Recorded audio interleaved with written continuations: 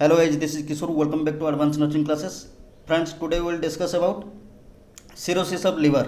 ठीक है, जो कि एक बहुत ही इंपॉर्टेंट टॉपिक है और एग्जाम में बार बार इसमें से क्वेश्चन आते रहते हैं, चाहे वो एग्जाम सेंट्रल गवर्नमेंट की हो चाहे स्टेट गवर्नमेंट की। आपको हर एग्जाम में लिवर सिरोसिस से एक या दो क्वेश्चन से देखने को मिल जाता है।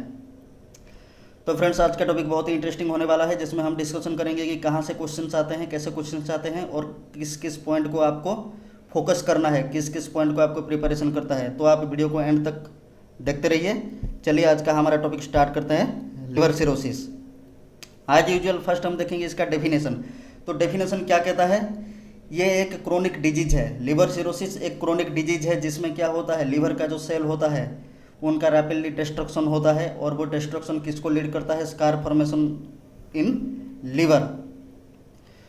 ओके, मैं फिर से रिपीट कर रहा हूँ कि लिवर सिरोसिस क्या है। लिवर सिरोसिस एक क्रोनिक डिजीज कंडीशन है जिसमें क्या होता है, लिवर का जो सेल हेपाटोसाइट्स होते हैं उनका रैपिडली डिस्ट्रक्शन होता है और लिवर में स्कार का फॉर्मेशन हो जाता है।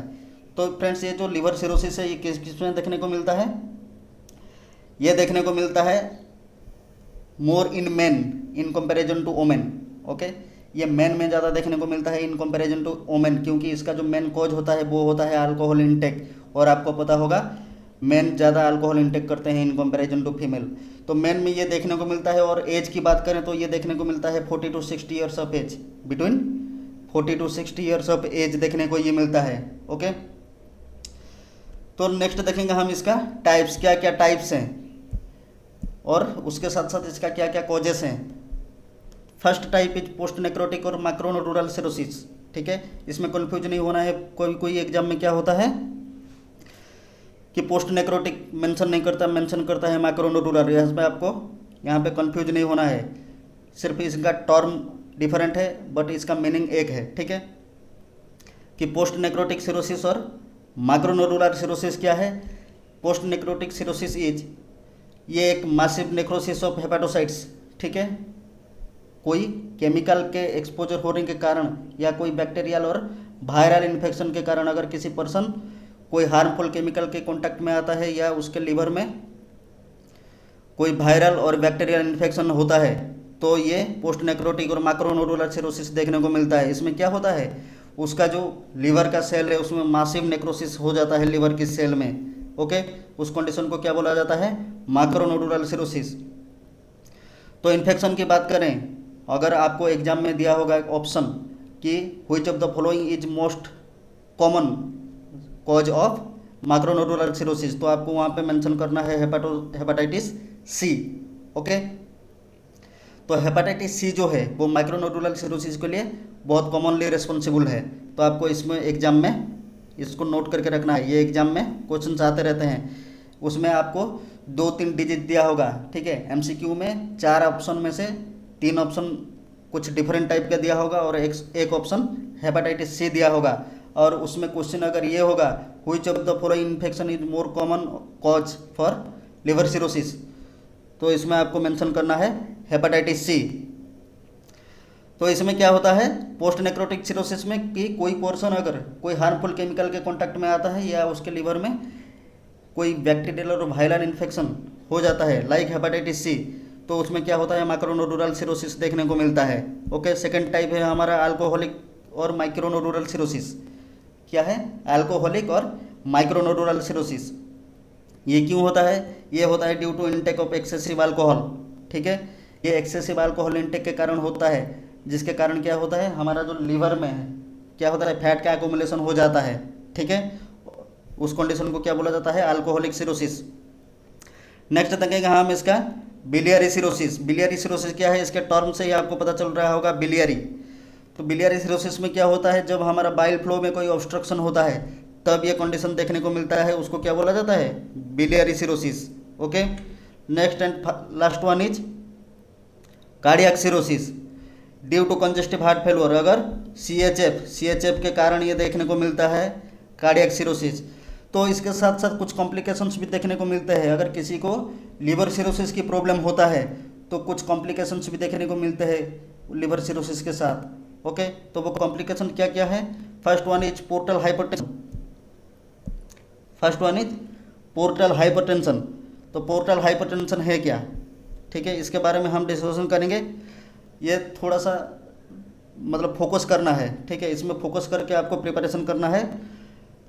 इसमें आपको मैं समझा रहा हूँ क्योंकि हर चीज़ मेंशन करना पॉसिबल नहीं होता है, तो इसलिए मैं आपको यहाँ पे समझा दूंगा, आपको फोकस करने इसको समझना है। पोर्टल हाइपरटेंशन क्या है आपको पता होगा, हमारा लीवर में बाय लीवर दे के जाता है क्या, पोर्टल वेन, ठीक है। वो पोर्टल वेन क्या क्या होता है, पांच टाइप का वेन मीट एक साथ मीट करते हैं, एक साथ अटैच होते हैं, तब बनता है पोर्टल वेन। ओके, तो वो पोर्टल वेन कौन कौन सी 5 वेन के फॉर्मेशन मतलब अटैचमेंट से बनता है, वो 5 वेन है। First one is gastric when. Okay, gastric when जो कि कहाँ से ब्लड ड्रेन करता है, स्टोमक से। ओके, गैस्ट्रिक वेन कहाँ से ब्लड ड्रेन करता है, स्टोमक से। Second one is ASMV, superior mesenteric vein, ठीक है, ये कहाँ से ब्लड ड्रेन करता है, ये ब्लड ड्रेन करता है स्मॉल इंटेस्टाइन से, ठीक है, ये ब्लड ड्रेन करता है स्मॉल इंटेस्टाइन से। स्मॉल इंटेस्टाइन से भी कौन सी पार्ट से, मेनली जेजुनम एंड इलियम से। Okay, then third one is inferior mesenteric vein IMV, ये कहाँ से ब्लड ड्रेन करता है, लार्ज इंटेस्टाइन से। कहाँ से ड्रेन करता है, लार्ज इंटेस्टाइन से। Then fourth one is cystic vein, fourth one is cystic vein, and the fifth and last one is splenic vein. तो सिस्टिक वेन कहाँ से ब्लड ड्रेन करता है आपको पता होगा, ये ब्लड ड्रेन करता है गॉल ब्लैडर से। एंड स्प्लेनिक वेन कहाँ से, स्प्लीन से, ठीक है। तो यहाँ पे एक क्वेश्चन आता है, बहुत सारे स्टूडेंट, बहुत सारे कैंडिडेट यहाँ पे कंफ्यूज हो जाते हैं कि जो पोर्टल वेन फॉर्मेशन होता है वो इन 5 वेन के कारण ही फॉर्मेशन होता है। ये ठीक है, ये सच है कि पोर्टल वेन में ये 5 वेन अटैच होते हैं, बट पोर्टल वेन के जो फॉर्मेशन होता है वो ओनली 2 वेन के मर्जर के कारण फॉर्मेशन होता है। इसमें सुपीरियर मासेंट्रिक वेन और स्प्लेनिक वेन, ये जो हमारा ASMV, ओके, इसमें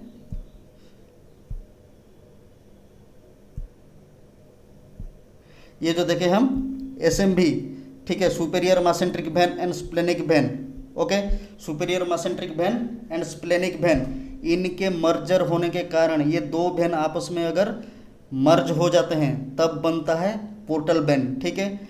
लेटर स्टेज में ये जब फॉरवर्ड होते हैं मतलब आगे बढ़ते जाते हैं, ठीक है, उसके साथ अटैच होते हैं gastric vein, inferior mesenteric vein, cystic vein, ये सब इनके साथ अटैच हो जाते हैं। बट फॉर्मेशन की बात करें तो कौन, ये सुपीरियर मासेंट्रिक वेन और splenic when he portal vein की फॉर्मेशन करते हैं। ये दोनों वेन मर्ज होने के कारण फॉर्मेशन करते हैं। बाकी ये जो 3 वेन है, gastric, cystic and inferior mesenteric vein, ये 3 उसके साथ अटैच रहते हैं। तो ये जो मैंने बताया कि गैस्ट्रिक वेन कहाँ से ब्लड ड्रेन करता है, स्टोमक से। सुपीरियर मासेंट्रिक स्मॉल इंटेस्टाइन जहाँ की जेजुनम और इलियम से। Then inferior mesenteric vein large intestine में, cystic vein gall bladder and splenic vein spleen से। ये ब्लड लेके जाते हैं, ठीक है, बाय लीवर। तो लीवर सिरोसिस के कारण क्या होता है, वहाँ पे जो कैपिलरीज होते हैं उसमें क्या होता है, प्रेशर अराइज होता है, ठीक है, ऑब्स्ट्रक्शन होता है। तो ये जो फ्लो है पोर्टल वेन की, जो ब्लड फ्लो है उसमें क्या होता है, बैक फ्लो देखने को मिलता है और प्रेशर देखने को मिलता है, ठीक है, जो कि क्या कॉज करते हैं, पोर्टल हाइपरटेंशन कॉज करते हैं, ठीक है। समझ में आ गया आपको। नेक्स्ट हम देखेंगे आसाइटिस। आसाइटिस क्या है कि accumulation fluid in peritoneal cavity. Peritoneal cavity में अगर फ्लूइड की एक्यूमुलेशन हो जाए तो उसको क्या बोला जाता है, आसाइटिस देखने को मिलता है, ठीक है। ये क्यों देखने को मिलता है, क्योंकि हमारा जो कैपिलरी होते हैं, ठीक है, हेपेटिक कैपिलरी, लीवर की जो कैपिलरीज होते हैं उनमें कंजेशन हो जाने के कारण, ठीक है, उनमें कंजेशन हो जाने के कारण ये देखने को मिलता है। कंजेशन हो जाने के कारण उसमें क्या होता है, हमारा जो प्लाज्मा होते हैं, ओके, प्लाज्मा का लीकेज होता है और ये आसाइटिस की कंडीशन देखने को मिलता है, ओके। नेक्स्ट देखेंगे हम और क्या क्या कॉम्प्लिकेशन देखने को मिलता है, कोआगुलेशन डिफेक्ट। उसके बाद क्या देखने को मिलता है, कोआगुलेशन डिफेक्ट। तो कोआगुलेशन डिफेक्ट क्यों देखने को मिलता है, ठीक है, आपको पता होगा कि हमारा जो लीवर होता है उसमें फैट सोल्यूबल विटामिन का फॉर्मेशन होता है, सिंथेसिस होता है। हमारा जो लिवर होता है उसमें फैट सोल्यूबल विटामिन का सिंथेसिस होता है। तो फैट सोल्यूबल विटामिन क्या क्या है हमारा, A, D, E, K, ठीक है। फैट सोल्यूबल विटामिन क्या क्या है, A, D, E and K। ये जो विटामिन K है, विटामिन K का फंक्शन क्या है, ये कोआगुलेशन फैक्टर प्रोड्यूस करता है, कोआगुलेशन फैक्टर 7th, उसके बाद सेकेंड, 7th और 9th एंड 10th, ठीक है। ये जो फैट सोल्यूबल विटामिन K है ये क्या करता है, ये कोआगुलेशन फैक्टर प्रोड्यूस करता है, फॉर्मेशन में हेल्प करता है, जो कि coagulation factor 2nd, 7th, 9th and 10th। जब लिवर में सिरोसिस हो जाएगा तो ये फैट सोल्यूबल विटामिन का सिंथेसिस नहीं हो पाएगा, और जब K का सिंथेसिस नहीं हो पाएगा तो ये कोआगुलेशन फैक्टर भी सिंथेसिस नहीं हो पाएगा, इसीलिए कोआगुलेशन डिफेक्ट भी देखने को मिलता है। और क्या देखने को मिलता है इसमें, एसोफेजियल वेरिसेस, ठीक है। पोर्टल हाइपोटेंशन के कारण एसोफेजियल वेरिसेस क्यों देखने को मिलता है लिवर सिरोसिस में, क्योंकि पोर्टल हाइपरटेंशन के कारण क्या होता है, हमारा जो कैपिलरीज हैं, ठीक है, हमारा जो कैपिलरीज है एसोफेजियल वेन में क्या होता है, रप्चर हो जाता है, ओके। पोर्टल हाइपरटेंशन के कारण कैपिलरीज वेन का जो वॉल है उसमें क्या होता है, रप्चर हो जाता है, उसको क्या बोलते हैं, एसोफेजियल वेरिसेस। बट क्वेश्चन ये नहीं आता कि एसोफेजियल वेरिसेस क्या है, क्वेश्चन ये आता है कि एसोफेजियल वेरिसेस का ट्रीटमेंट क्या है। उसमें आपको इमेज भी दे सकता है, उसमें आपको MCQ भी दे सकता है कि एसोफेजियल वेरिसेस में से इनमें से कौन सा वो इक्विपमेंट है जो एसोफेजियल वेरिसेस के ट्रीटमेंट में हम यूज करते हैं। तो इसमें जो क्वेश्चन आता है वो ये आता है, एक ट्यूब होता है हमारा, ठीक है, ये एक ट्यूब होता है, उसको क्या बोला जाता है, संस्टकन ब्लैकमोर, संस्टकन ब्लैकमोर ट्यूब, जो कि हम एसोफेजियल वेरिसेस के ट्रीटमेंट के लिए यूज करते हैं, ठीक है। ये भी रिपीटेडली कई एग्जाम में आ चुके हैं कि कौन सा ट्यूब को हम एसोफेजियल वेरिसेस में यूज करते हैं, वो है Sengstaken Blakemore tube, okay. Sorry. Then next देखेंगे हम क्या कॉम्प्लिकेशन देखने को मिलता है, जॉन्डिस, उसके साथ साथ क्या देखने को मिलता है, जॉन्डिस। तो इसमें जॉन्डिस क्यों देखने को मिलता है, जॉन्डिस इसीलिए देखने को मिलता है कि हमारा जो बिलीरुबिन होता है, अनकंजुगेटेड बिलीरुबिन, उसमें उसको लिवर क्या करता है, कंजुगेटेड बिलीरुबिन में कन्वर्ट करता है, ओके। अनकंजुगेटेड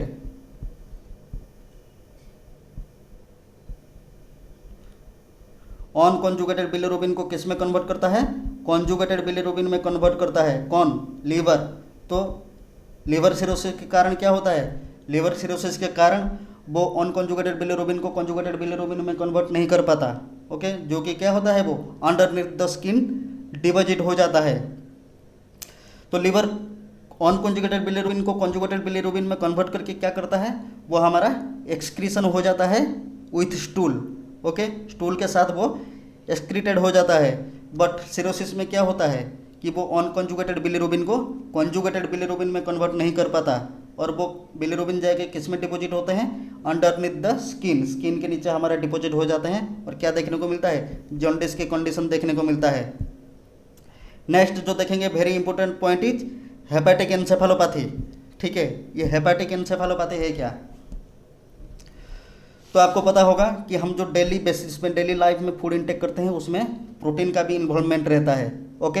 हम जो फूड इंटेक करते हैं उसमें क्या इन्वॉल्वमेंट रहता है, protein, okay. Just a minute.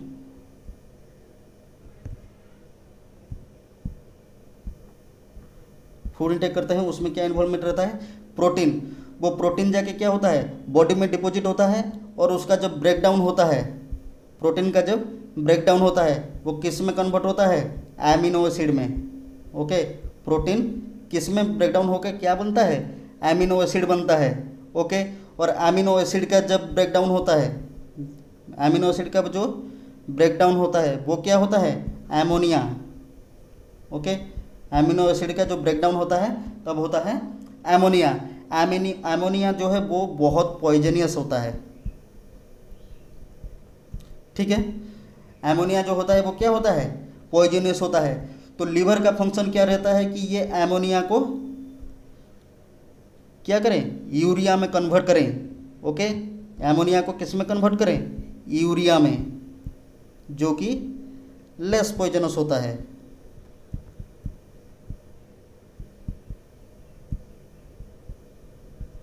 ठीक है, और यूरिया में कन्वर्ट करने के बाद वो क्या होता है, वो हमारा जो प्रोडक्ट है, एक्सक्रीटेड प्रोडक्ट है, उसके साथ वो बाहर निकल जाता है। ठीक है, एक्सक्रीशन हो जाता है उसका, यूरिया का। तो मैं फिर से ये चार्ट को और एक बार आपको समझा देता हूँ कि हम प्रोटीन इंटेक करते हैं। ठीक है, हम क्या इंटेक करते हैं, प्रोटीन इंटेक करते हैं। हमारा जो लाइफ में, डेली लाइफ में हम जो फूड इंटेक करते हैं उसमें प्रोटीन प्रेजेंट रहता है, तो हम प्रोटीन इंटेक किए। ओके, उसके साथ साथ क्या होता है, वो प्रोटीन का ब्रेकडाउन होता है।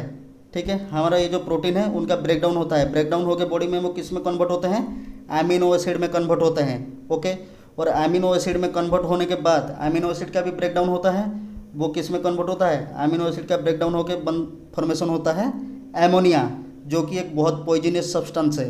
ओके, इसमें लीवर का क्या फंक्शन है, वो पॉइजनस सब्सटेंसेस एमोनिया को कन्वर्ट करता है यूरिया में। ओके, जो कि लेस पॉइजनस है।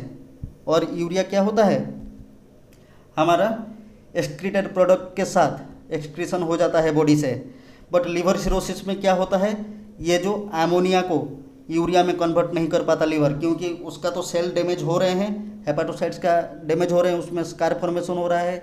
लीवर का जो फंक्शन है, ठीक है, उसमें क्या होता है, अल्टरेशन देखने को मिल रहे हैं, लीवर का फंक्शन नॉर्मल नहीं रह रहे हैं। तो क्या हो रहा है, वो यूरिया में कन्वर्ट नहीं कर पाता अमीनो एसिड को। ओके, जिसके कारण क्या होता है, वो अमीनो एसिड हमारा जो ब्लड ब्रेन बैरियर होते हैं उसको क्रॉस करते हैं और जाके ब्रेन सेल को इरिटेट करते हैं। ओके, किसको क्रॉस करते हैं, ब्लड ब्रेन बैरियर को क्रॉस करते हैं और क्या करते हैं, इरिटेट टू ब्रेन सेल। ठीक है, इस कंडीशन को क्या बोला जाता है, हेपाटिक एन्सेफेलोपैथी की कंडीशन बोला जाता है। ठीक है, आपको समझ में आ गया कि हेपाटिक एन्सेफेलोपैथी कैसे होता है, क्यों कॉज होता है हेपाटिक एन्सेफेलोपैथी। नेक्स्ट देखेंगे हम हेपाटोरिनल सिंड्रोम। क्या देखेंगे हम, हेपाटोरिनल सिंड्रोम। ये हेपाटोरिनल सिंड्रोम क्यों देखने को मिलता है, क्योंकि जो हमारा किडनी होता है, ओके, पोर्टल हाइपरटेंशन के कारण क्या होता है, किडनी का जो कैपिलरीज होते हैं उनमें कंजेशन देखने को मिलता है। किस में देखने को मिलता है, capillaries of kidney, capillaries of kidney. Kidney की जो कैपिलरी है उसमें कंजेशन देखने को मिलता है। ओके, और आपको पता है किडनी की कैपिलरी में अगर कंजेशन देखने को मिलता है तो क्या होगा, वो बॉडी में स्वेलिंग देखने को मिलता है। ओके, जीएफआर रेट की डिक्रीज होता है। क्या क्या होता है, जब किडनी कैपिलरीज का कंजेशन होता है तो क्या होगा, वो होगा स्वेलिंग देखने को मिलेगा, किसमें, बॉडी में। ओके, और क्या देखने को मिलेगा, जीएफआर डिक्रीज करेगा, glomerular filtration rate, okay, decrease करेगा।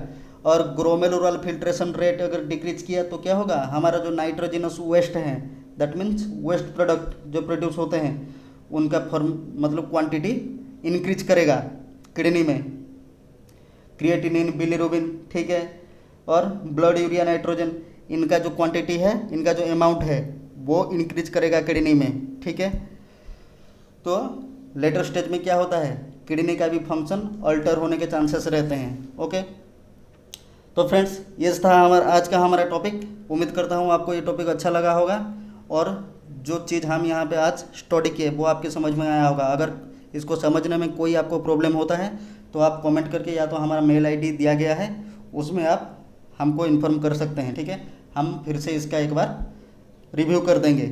ओके, तो फ्रेंड्स अगर आपको वीडियो अच्छा लगा तो आप प्लीज़ वीडियो को लाइक कीजिए, अपने फ्रेंड्स के साथ शेयर कीजिए एंड चैनल को सब्सक्राइब कीजिए और बने रहिए हमारे साथ। जो भी यहाँ से वीडियो अपलोड हो रहा है उसको आप कंटिन्यूअसली अटेंड कीजिए एंड अपनी प्रिपरेशन को कंटिन्यू रखिए। Okay, wish you all the best, thank you.